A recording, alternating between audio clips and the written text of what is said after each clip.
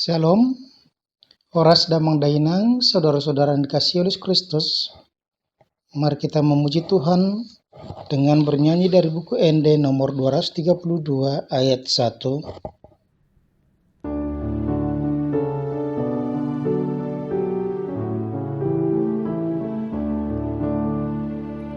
Sian sude parulian naarga sadahu butuh tiup tok-tok Yesus Tuhanku artana arga na mengatasi sudena atong takup Tuhan mutung tiup hatana say pangasahon mabaga-bagana.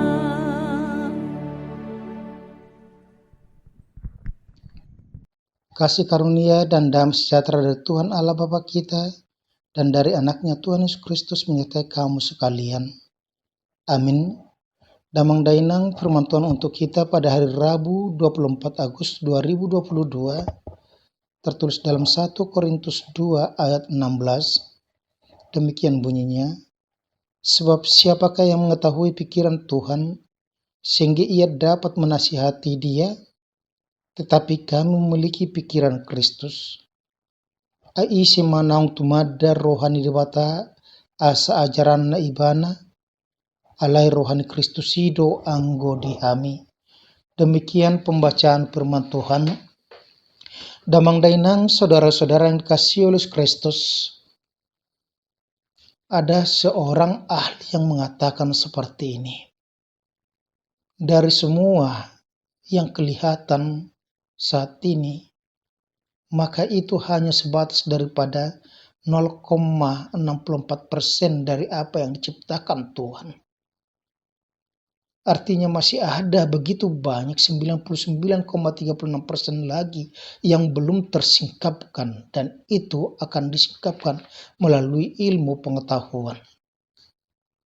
Itu sebabnya ilmu pengetahuan semakin berkembang, semakin maju. Kecanggihan-kecanggihan di segala bidang akibat dampak ilmu pengetahuan yang berkembang, teknologi yang berkembang, menjadikan manusia itu juga terkadang jatuh ke dalam kesombongan, perasaan pintar, dan lupa siapa dia di hadapan Tuhan. Sama seperti itu juga yang terjadi dalam kehidupan jemaat Korintus. Ketika kita tahu bahwa Korintus yang menjadi pusat perdagangan, pusat pengetahuan pada saat itu, maka mereka di dalam kehidupan mereka mau tidak mau terlalu mengandalkan apa yang disebut dengan pengetahuan atau ilmu. Segala sesuatu diukur dari pengetahuan manusia. Itu sebabnya ketika Rasul Paulus datang untuk memberitakan firman Tuhan, mereka tidak menerima, bahkan menolak. Karena apa? Mereka melihat bahwa pengajaran Paulus itu tidak benar, karena pengajaran keahlian Paulus untuk memberitakan firman tidak berbanding lurus dengan penghasilannya. Karena pada saat itu orang-orang sudah jatuh ke dalam apa yang dikatakan, seseorang dikatakan benar, seseorang dikatakan terpandang ketika dia melalui pengajarannya dia memperoleh penghasilan yang baik. Sementara Paulus tidak mau membebani jemaat-jemaat. Dia mau bekerja dengan tangannya sendiri untuk mencukupi kehidupannya. Walaupun ada saat-saat tertentu jemaat-jemaat Filipi untuk membantu dia.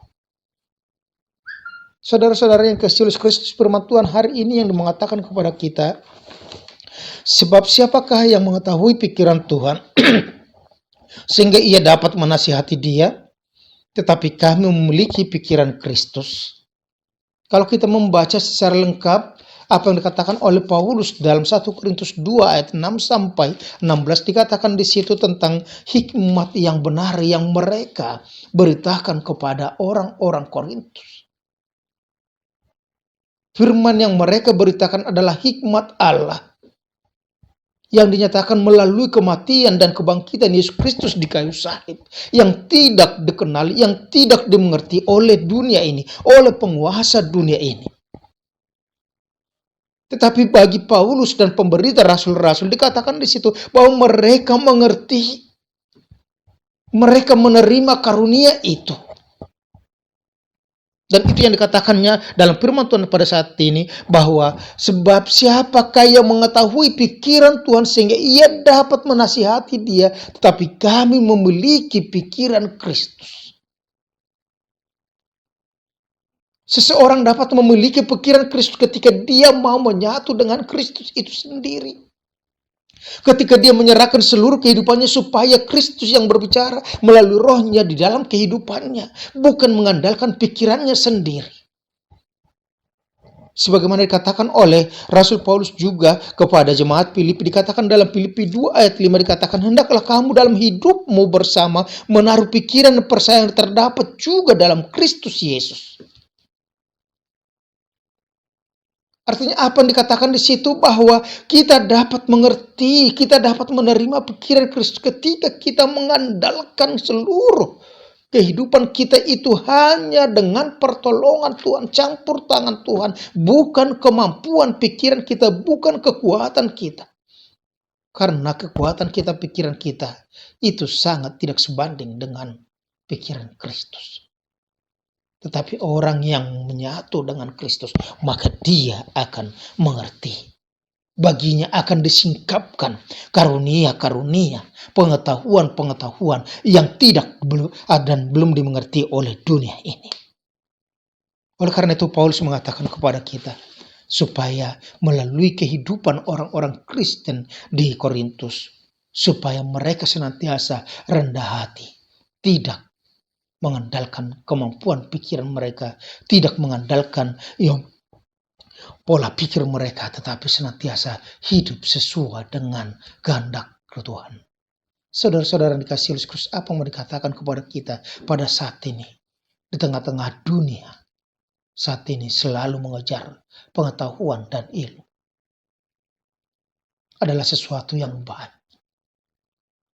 Firman Tuhan mengatakan, supaya kita senantiasa membeli pengetahuan itu dengan segala apa yang kita peroleh. Tuhan menginginkan setiap orang menjadi orang-orang yang pintar dan bijak di dalam kehidupannya, sehingga dia mengerti apa yang dibutuhkan untuk kehidupannya. Tuhan tidak menginginkan orang Kristen menjadi orang-orang bodoh yang tidak mau belajar. Tetapi dikatakan kepada kita, ketika kita sudah mempunyai pengertian, ketika kita sudah belajar, kita sudah mempunyai gelar, ketika kita sudah mempunyai pangkat dan jabatan dan sebagainya, maka jangan pernah menjadi sombong. Jangan pernah senantiasa melupakan Tuhan di dalam kehidupan kita. Karena apa? Tuhan itu jauh lebih unggul daripada kita. Otak kita yang kecil ini tidak akan mampu mencerna tentang Tuhan, tidak akan mampu untuk memberitakan tentang Tuhan. Tetapi dengan iman kita, dengan pertolongan kita, kita mengerti bahwa Tuhan itu lebih berkuasa daripada kita. Kita tidak akan perlu untuk menasihati Tuhan. Kita tidak perlu membela Tuhan. Tetapi dikatakan kepada kita, kita diajak supaya kita mampu untuk memberitakan firman Tuhan kepada semua orang. Kita melakukan setiap perbuatan kita, aktivitas kita dimanapun dan apapun yang kita lakukan, itu sesuai dengan kehendak Tuhan. Karena dengan demikian, maka nama Tuhan akan dipermuliakan.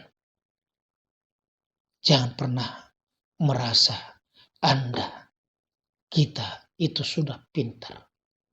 Karena masih pengetahuan kita itu hanya masih segelintir saja. Belum apa-apa. Oleh karena itu, tetaplah menjadi orang yang rendah hati, orang yang senantiasa rindu untuk belajar dan belajar, semakin mengerti dan semakin mengerti. Tetapi ketika kita membaca firman Tuhan, maka biarkan imanmu yang berbicara, biarkan Roh Kudus yang bekerja dalam hatimu supaya kau memahami firman Tuhan dan dapat melakukan itu di dalam kehidupan kita.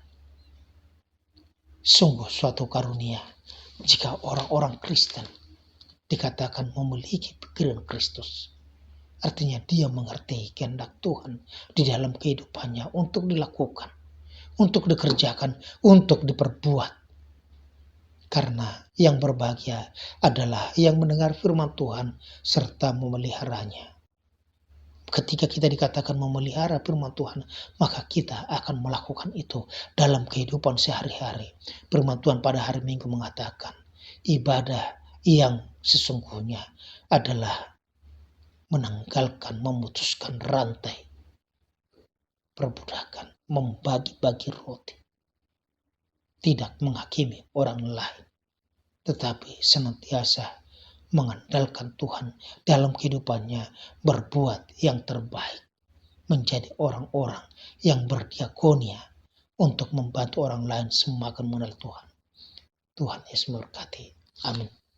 Terima kasih Tuhan, hari ini Engkau telah memberikan sukacita dan pengharapan kepada kami bahwa tidak ada yang dapat menasihati Engkau, tetapi orang-orang percaya Engkau berikan karunia untuk memiliki pikiran Kristus, mengerti tentang apa menjadi kehendak Kristus yang harus dinyatakan dalam kehidupannya.